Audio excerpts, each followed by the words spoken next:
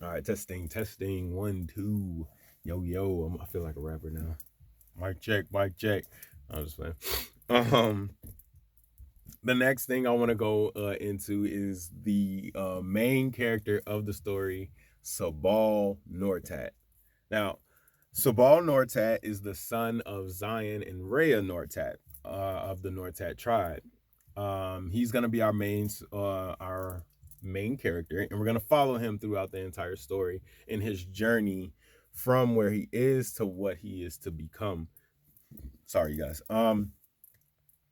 Uh, let's go a little bit deeper into Sabal because there's a lot to kind of unpack here. Okay, now Sabal growing up, he kind of got into the wrong group of friends and group of people. Growing up, him and his friend Scott Garcon, they kind of joined a gang when they were younger, early on. They joined a gang and they kind of got into some bad things growing up, and then they finally decided to actually break away from the gang and actually live more legitly.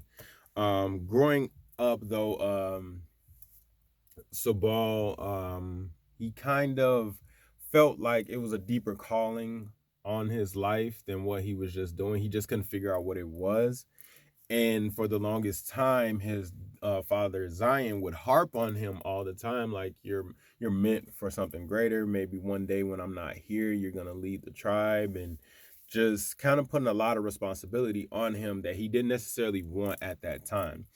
Now, fast forward to where we finally meet Sabal throughout the story. He's actually naturally a great leader, and he's starting to feel himself change, but he doesn't necessarily feel confident in himself for all of these changes.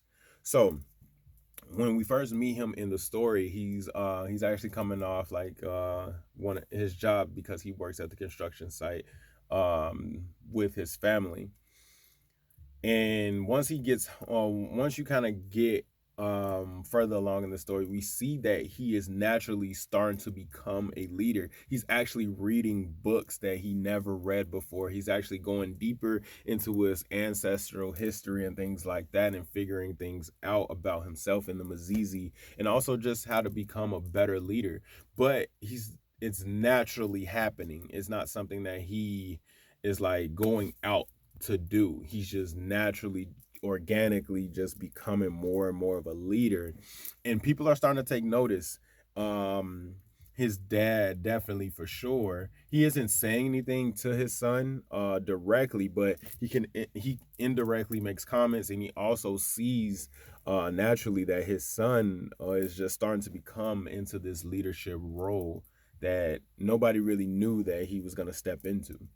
But leaders lead, and that's what ends up happening with Sabal. He starts to becoming more and more as the story goes on, more of a leader as time goes on. Now, think about Sabal a little bit.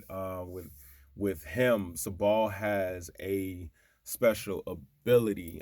I kind of don't want to disclose a special ability. I kind of want you guys to get a glimpse of what his special ability is by reading the comic. But certain Mazizi do have special abilities. Not all of them do, but some of them hold the power to do so.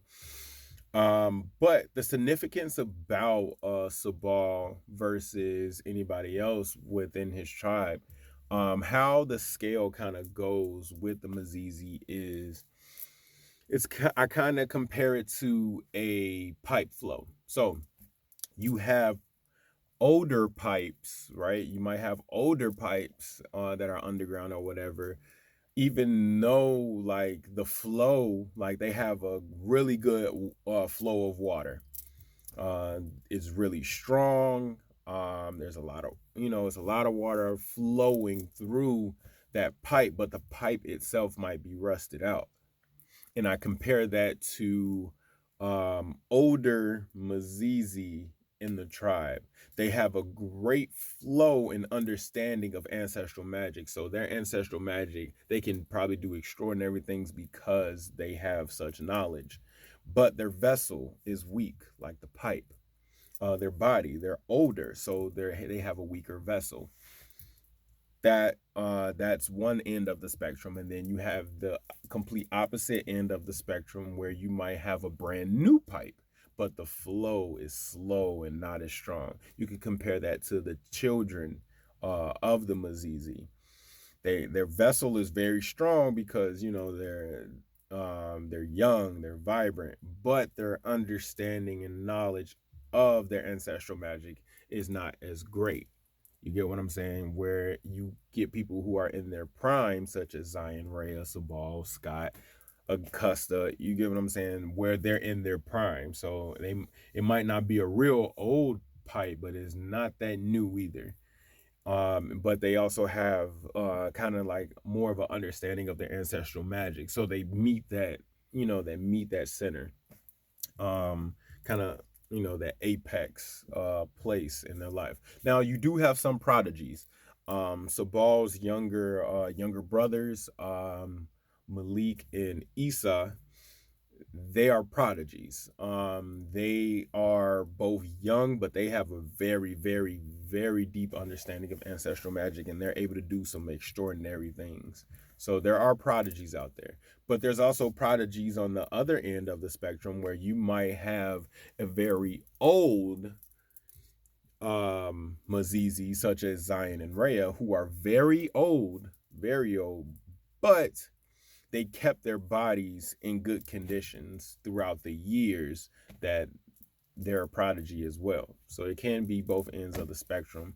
But Sabal is again in that middle ground, and he has one up on other Mazizi because of his special abilities.